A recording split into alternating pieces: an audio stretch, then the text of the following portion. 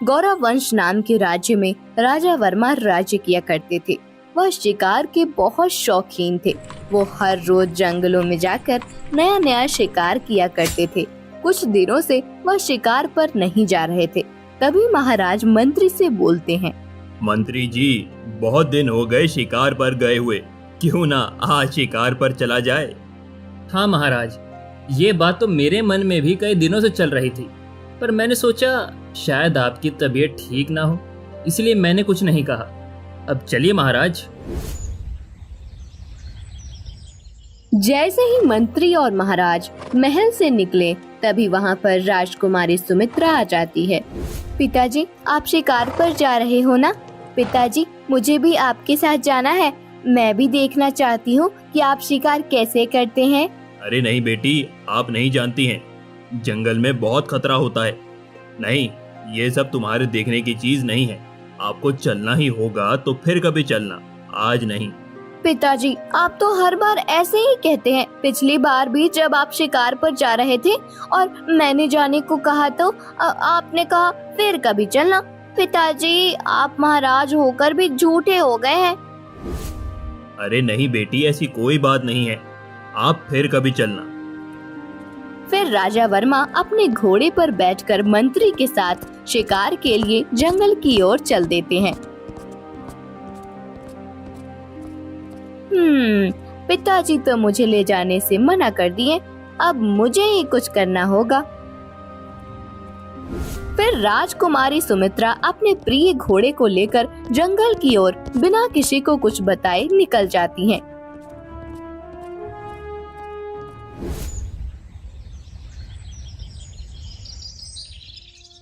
मंत्री जी, आज तो जंगल में एक भी शिकार नहीं दिख रहा।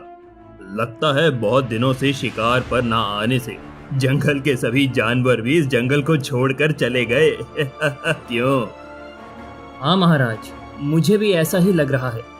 अब देखिए ना, इतने समय से हम शिकार की तलाश में खड़े हैं और एक भी जानवर अभी तक नहीं दिखा। महाराज और मंत्री यही सब बातें कर ही रहे थे कि तभी एक बड़ा सा सूअर महाराज के सामने आकर खड़ा हो जाता है। पीछे से राजकुमारी सुमित्रा एक घने पेड़ के नीचे छुपकर मंत्री और महाराज को देखती है।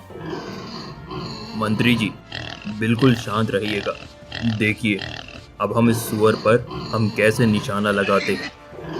हाँ महाराज, लेकिन थोड़ा सावधानी से, निशाना चूकना नहीं चाहिए, नहीं तो ये सूअर हम पर भी हमला कर सकता है। बाप रे, इतना बड़ा सूअर तो हमने पहले कभी नहीं देखा। महाराज अपने धनुष बाण से सटीक निशाना लगाते हैं और जैसे ही सूअर की तरफ बाण को चलाते हैं, उनका निशाना चूक जाता है और वो सूअर भागने लगता है। महाराज कुछ ही मिनटों में 10 से 12 तीर बरसा देते हैं, लेकिन एक भी तीर उस सूअर को नहीं लगती और वो सूअर भाग जाता है। ये देख राजकुमारी अचंभित हो जाती हैं। अरे, मेरे पिताजी को क्या हो गया? इतने बड़े धनुर्धारी का इतना खराब निशाना कैसे हो सकता है? मुझे तो कुछ गड़बड़ लग रहा है। यह पिताजी का तबीयत ठीक नहीं है। क्या हो गया महाराज? आज आपका निशाना क्यों चूका जा रहा है? तबीयत तो ठीक है ना? हाँ मंत्री जी, मेरी तबीयत तो बिल्कुल ठीक है, लेकिन एक बात मुझे समझ में नहीं आई। जब भी उस सूअर पर निशाना लगाया तो मेरा शरीर अंदर से कांपने लग रहा था। कुछ तो बात है इस सूअर में। महाराज, कहीं वो मायावी राक्षस तो नहीं? मंत्री जी, ऐसी कोई बात नहीं है। चलिए दूसरे जानवरों का शिकार करते हैं। महाराज, एक बात कहूँ? हाँ मंत्री जी, कहिए। महाराज, हम महल की ओर लौट चलते हैं। आज सुबह से ही कुछ ठीक नहीं लग रहा। आप खुद सोचिए, अब इतने बड़े धनुर्धारी होकर आपका निशाना चूक जाना कुछ अप्रिय घटना का संकेत है महाराज। ठीक है मंत्री जी, चलिए महल की ओर चलते हैं। महाराज और मंत्री अपने घोड़े पर बैठकर महल की ओर निकलते हैं। राजकुमारी सुमित्रा उसी पेड़ के नीचे छुपकर खड़ी अपने पिता और मंत्री को महल की ओर जाते हुए देखकर दुखी हो जाती है। तभी एक बड़ा सा राक्षस राजकुमारी के पीछे आकर खड़ा हो जाता है और जोर जोर से हंसने लगता है। इंसानी भोजन। इतना बोलकर वो राक्षस राजकुमारी सुमित्रा को पकड़ लेता है। बचाओ, बचाओ, कोई है, मेरी मदद करो। पिताजी, इस दुष्ट राक्षस से मुझे बचाओ। पिताजी। महाराज और मंत्री अभी कुछ ही दूर पहुंचे थे कि तभी राजकुमारी सुमित्रा की आवाज महाराज के कानों में पड़ती है। महाराज राजकुमारी के चीखने की आवाज सुनकर डर जाते हैं और मंत्री से बोलते हैं, मंत्री जी, आपने कुछ सुना? ऐसा लग रहा है जैसे राजकुमारी सुमित्रा किसी खतरे में है। ये उनकी आवाज है मंत्री जी, लेकिन वो इस जंगल में पहुंची कैसे? मैंने तो उन्हें मना किया था ना। हाँ महाराज, आपने बिल्कुल सही कहा। ये आवाज तो सच में अपनी राजकुमारी की है, लेकिन ऐसे कैसे हो सकता है? महाराज, वो अकेली इस घने जंगल में कैसे आ सकती हैं? वही तो मुझे भी समझ में नहीं आ रहा मंत्री जी। चलिए जल्दी से चलकर देखते हैं। महाराज और मंत्री जल्दी से घोड़े को जंगल की ओर घुमाते हैं और आवाज का पीछा करते हुए राजकुमारी के पास पहुंच जाते हैं। तभी महाराज देखते हैं कि एक बड़ा सा राक्षस राजकुमारी को पकड़कर खाने ही वाला है। तभी महाराज अपना धनुष और बाण निकालकर उस राक्षस पर जल्दी से निशाना लगा देते हैं। अरे ओ दुष्ट राक्षस, छोड़ दे मेरी बेटी को, नहीं तो तेरे लिए अच्छा नहीं होगा। मुझे अपना शिकार खाने दो और हट जाओ मेरे रास्ते से, नहीं तो तुम्हारे लिए अच्छा नहीं होगा। कहीं तू भी मेरे भूख की भेंट न चढ़ जाए। राक्षस इतना बोलकर राजकुमारी को खाने ही वाला था कि तभी महाराज राक्षस के हाथों पर तीर चला देते हैं। तीर के लगते ही राजकुमारी उस राक्षस के हाथों से छूटकर नीचे गिर जाती है। तभी राक्षस, लगता है ऐसे नहीं मानेगा, रुक, तुझे अभी बताता हूँ। राक्षस और महाराज में युद्ध हो जाती है। महाराज भी अपना तलवार निकालकर उस राक्षस की शक्तियों का सामना करने लगते हैं।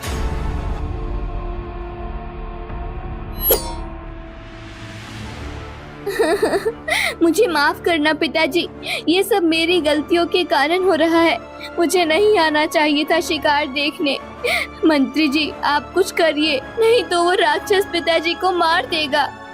आप चिंता ना करें राजकुमारी जी, महाराज इतने कमजोर नहीं है। महाराज के गले से गुरु जी का दिया हुआ एक शक्तिशाली लॉकेट है जो महाराज की रक्षा करता है।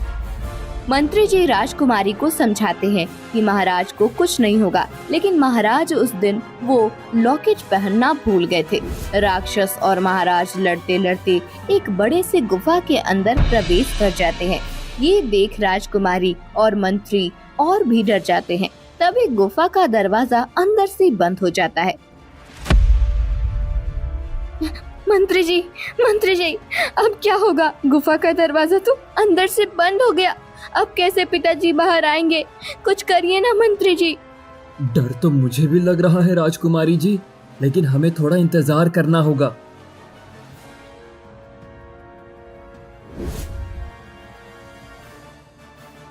इंतजार करते करते सुबह से शाम हो गई, लेकिन महाराज अभी तक उस गुफा से बाहर नहीं निकले। मंत्री और राजकुमारी को यकीन हो गया कि वो राक्षस महाराज को मार दिया। मंत्री जी, बहुत देर हो गई, पिताजी अभी तक उस गुफा से बाहर नहीं आए। ये सब मेरे कारण हुआ है, मैं खुद को कभी माफ नहीं कर पाऊंगी। राजकुमारी जी, अब आप महल की ओर चलिए, वरना वो राक्षस हमें भी नुकसान पहुंचा सकता है। फिर मंत्री राजकुमारी सुमित्रा को लेकर राजमहल चला जाता है और महारानी रानी को जाकर सारी बात बता देता है। महारानी ये सब सुनकर बहुत दुखी हो जाती है।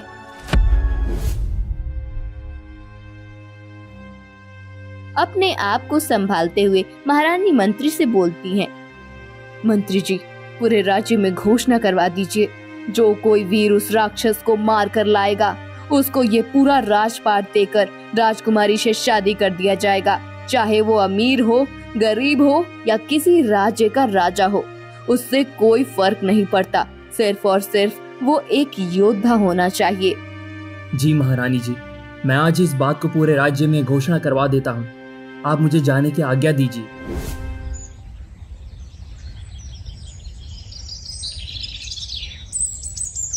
मंत्री जी अपने सैनिकों के साथ राज्य में निकल जाते हैं। सुनो सुनो सुनो, सभी राज्य के निवासी मेरी बातों को ध्यान से सुनो। गौरव वंश के महाराज को एक राक्षस ने मार दिया है। जो कोई वीर उस राक्षस का वध करेगा, उसको पूरा राजपाट देकर राजकुमारी सुमित्रा से शादी कर दी जाएगी। इस बात को सारे राज्य में फैला दी जाती है। तभी दो भाई धीरेन्द्र और अमरेंद्र इस काम को पूरा करने के लिए तैयार हो जाते हैं। धीरेन्द्र की उम्र 22 वर्ष और अमरेंद्र की उम्र 20 वर्ष रहती है। फिर दोनों भाई को एक दिन महल में बुलाया जाता है। क्या आप दोनों ये काम कर सकते हैं? जी महारानी जी, हम दोनों भाई मिलकर ये काम कर सकते हैं। आप दोनों को मालूम है ना क्या करना है? जी महारानी जी, हमें सब मालूम है। मेरी बातों को ध्यान से सुनिए। आप दोनों जो काम करने जा रहे हैं वो एक साधारण काम नहीं है, क्योंकि वो एक शक्तिशाली राक्षस है। इसमें आपकी जान भी जा सकती है। अगर आप दोनों चाहो तो अभी से अपने घर जा सकते हो। हम दूसरे वीर की तलाश कर लेंगे। महारानी जी, हमें क्षमा करना।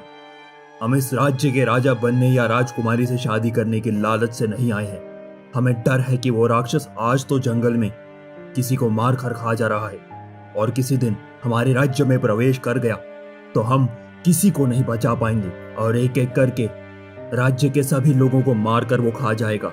इसलिए उस राक्षस को मारने के लिए हम दोनों भाइयों ने प्रण लिया है।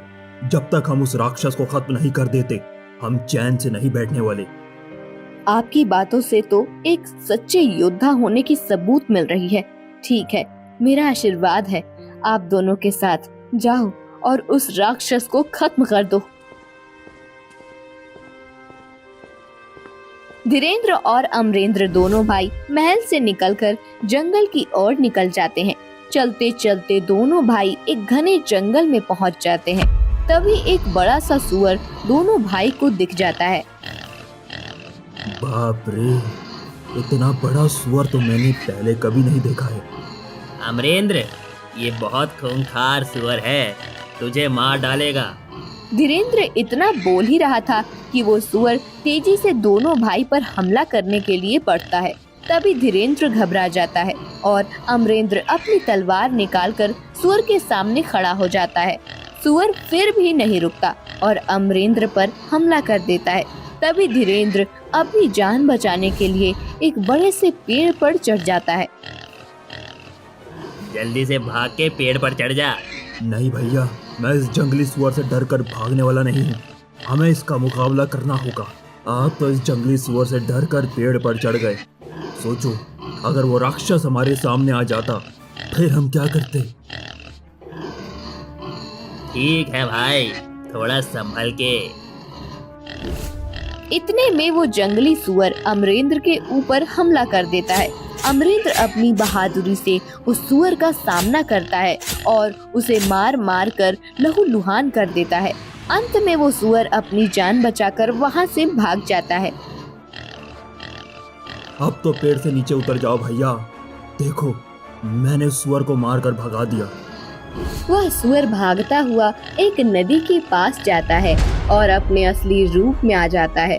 वह सुअर वही मायावी राक्षस रहता है जो गौरव वंश के महाराज को मार दिया था। राक्षस अपने घाव देखता है और बोलता है, अरे बाप रे, आज तो जान बच गई। मैं राक्षस होकर भी उस मनुष्य का सामना ठीक से नहीं कर पाया। जरूर कुछ उसमें जादुई शक्ति है, लेकिन छोड़ूंगा नहीं, याद रखना।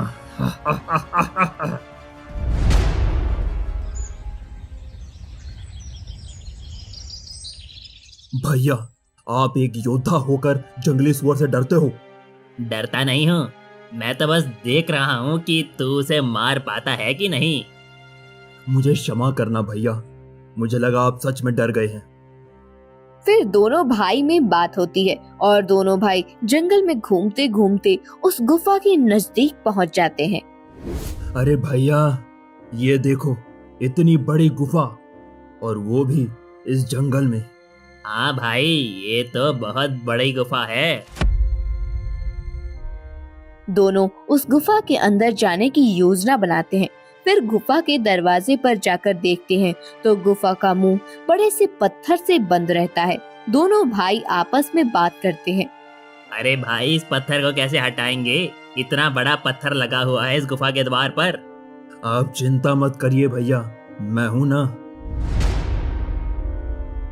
अमरेंद्र अपने बहादुरी से गुफा के द्वार से उस पत्थर को हटा देता है। ये लो भैया, हो गया रास्ता साफ। अरे लेकिन तूने ये किया कैसे? बस भैया, ये सब आपका प्यार है। फिर वो दोनों भाई उस गुफा के अंदर चले जाते हैं। तभी देखते हैं कि महाराज बेहोश पड़े हैं। फिर महाराज को लेकर दोनों भाई जैसे ही बाहर निकलते हैं तभी वो राक्षस आ जाता है। अरे ओ मूर्ख मनुष्य, तू मेरा शिकार कहाँ लेकर जा रहा है? लगता है तुझे अपनी जान प्यारी नहीं है, तभी तो मौत के मुंह में खुद चल कर आ गया, और वो भी दो शिकार के साथ। अब तो महीने भर का राशन तुम ही बन जाओगे। अबे ओ मायावी राक्षस, हिम्मत है तो हम तीनों में से किसी एक को हाथ तो लगा के दिखा, तब तो तुझे मानूं कि तू एक मायावी राक्षस है। अच्छा, तो ये बात है। इस राजा के बच्चे को तो मैं बहुत पहले ही खा गया होता, लेकिन ये बेहोश पड़ा हुआ था और मैं एक जिंदा इंसान को खाता हूँ।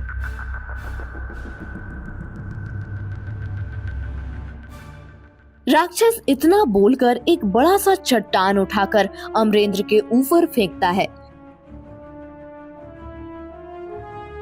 तभी अमरेंद्र अपने तलवार से उस पत्थर के 2 टुकड़े कर देता है।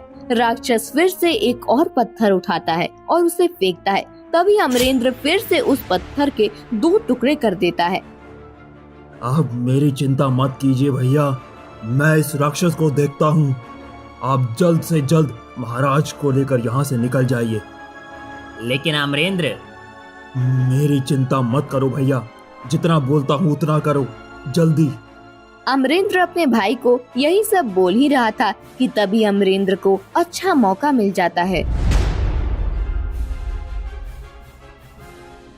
और वो अपने तेज तलवार से उस राक्षस का सर धड़ से अलग कर देता है।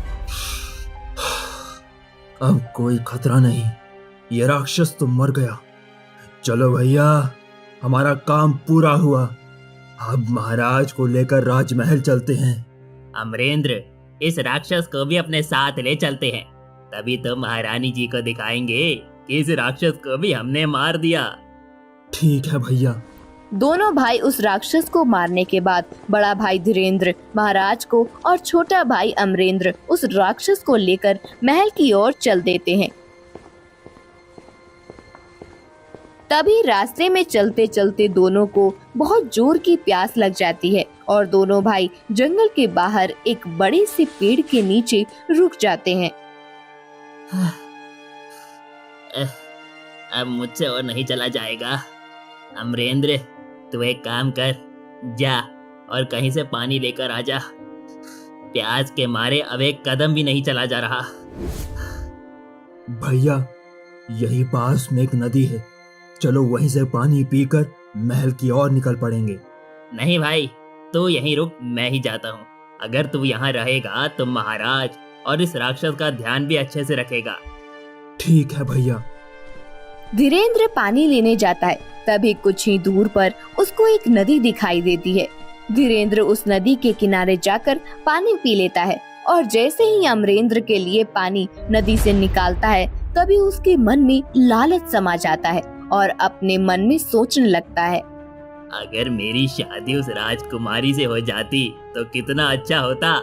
मैं भी कौरव वंश राज्य का महाराज बन जाता और मेरे पास भी बहुत सारे पैसे, कहने, हाथी, घोड़ा, सिपाही, मंत्री सब कुछ होता। लेकिन कैसे? ये सब तो मेरे छोटे भाई अमरेंद्र को मिल जाएगा। फिर वो महाराज बनने के बाद पता नहीं मुझे याद करेगा भी या नहीं। एक काम करता हूँ, अपने भाई अमरेंद्र को मार देता हूँ। लेकिन कैसे? वो तो मेरे से भी ज्यादा ताकतवर और बुद्धिमान है। हाँ, एक काम करता हूँ, उसके साथ मुझे छल करना होगा। लेकिन कैसे? यही सब वो सोच ही रहा था कि तभी एक जहरीला सांप धीरेन्द्र के सामने से गुजरता है, जिसे देखकर धीरेन्द्र, मिल गया। क्यों ना इस सांप को मारकर इसका सारा विष निकाल कर इस पानी में मिला देता हूँ और अमरेंद्र को जहरीला पानी पिलाकर मार डालता हूँ। फिर सांप को मारकर धीरेन्द्र उसका सारा विष निकालकर पानी में मिला देता है और अमरेंद्र के पास जाकर उस पानी को दे देता है। भैया, बहुत लेट हो चुका है, अब हमें चलना चाहिए। पहले ये पानी तो पी लो, फिर चलते हैं। अमरेंद्र अपने छोटे भाई को जहरीला पानी पिला देता है। हाँ, बस मेरे भाई, अब थोड़ा आराम कर लो, फिर चलते हैं। अमरेंद्र जैसे ही पानी को पीता है, कुछ ही देर में बेहोश हो जाता है। फिर धीरेन्द्र जल्दी से महाराज और उस राक्षस को लेकर वहां से चला जाता है।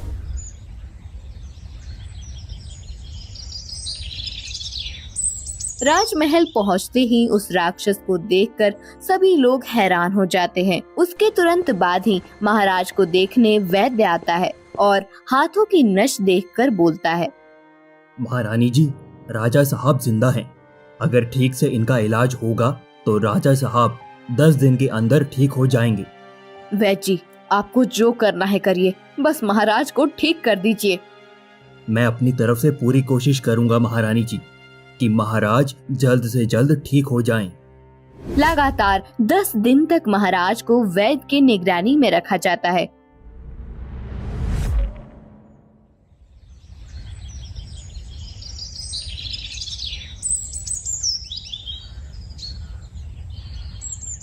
और 10वें दिन महाराज पहले के जैसे ठीक हो जाते हैं।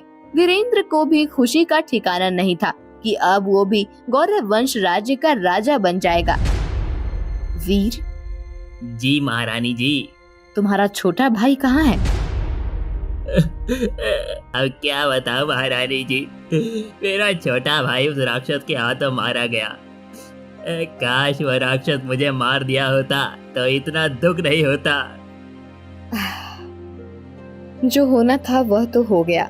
हमें बहुत दुख है कि आपके भाई अमरेंद्र नहीं रहे और मेरे शर्त के मुताबिक आपकी शादी राजकुमारी से करने की और इस राज्य के महाराज घोषित करने का वो दिन आ गया है। अब आप इस राज्य के होने वाले महाराज हैं। क्या हुआ महारानी जी? कुछ नहीं महाराज, आप आराम कीजिए। ठीक है वीर, आप अपने कमरे में जाकर आराम करें।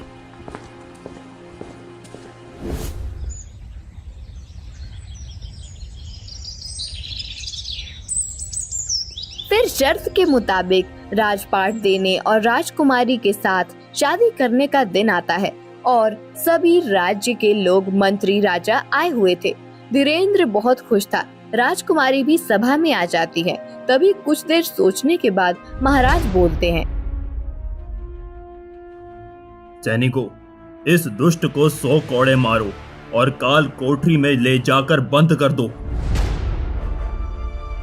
महाराज के मुंह से ये शब्द सुनकर सभा में आए सभी लोग हैरान हो जाते हैं।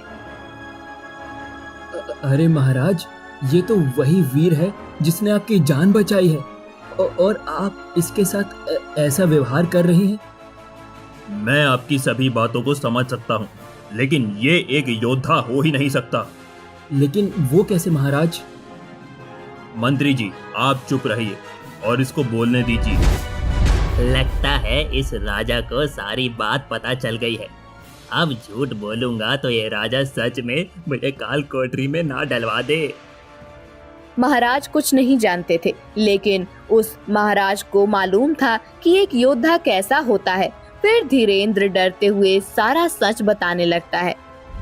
महाराज, मुझे क्षमा कीजिएगा। मैंने गौरव वंश का राजा बनने के लिए बहुत बड़ा छल किया है। मैंने आपकी जान नहीं बचाई है, बल्कि मेरे छोटे भाई अमरेंद्र ने आपकी जान बचाई है। इतना सुनते ही राजा, मंत्री और सभा में आए सभी लोग धीरेन्द्र की बात सुनकर हैरान हो जाते हैं। धीरेन्द्र ये भी बताता है कि कैसे उसने अपने भाई को सांप का जहर पिलाया। धीरेन्द्र की ये बात सुनकर महाराज बहुत क्रोधित हो जाते हैं। तुमने अपने भाई के साथ विश्वासघात किया है और राज्य के सभी लोगों को मूर्ख बनाया है। हम तुम्हें नहीं छोड़ेंगे। तुम्हारे झूठ और छल की सजा जरूर मिलेगी। मंत्री जी, कुछ भी कीजिए, कैसे भी करके इस राज्य के होने वाले राजा अमरेंद्र को ढूंढ कर लाया जाए। जी महाराज।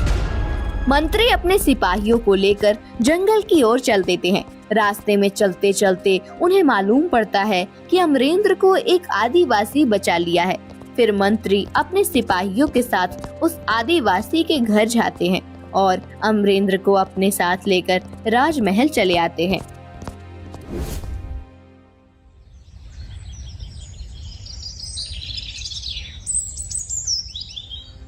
आपकी शूरवीरता से हम बहुत प्रसन्न हैं। आपने हमारी जान बचाई। हम आपके आभारी हैं। तो बताइए अमरेंद्र जी, आप राजकुमारी से शादी और इस राज्य का महाराज बनने के लिए तैयार हैं? जी महाराज, मैं आपकी पुत्री राजकुमारी से विवाह करने के लिए तैयार हूँ।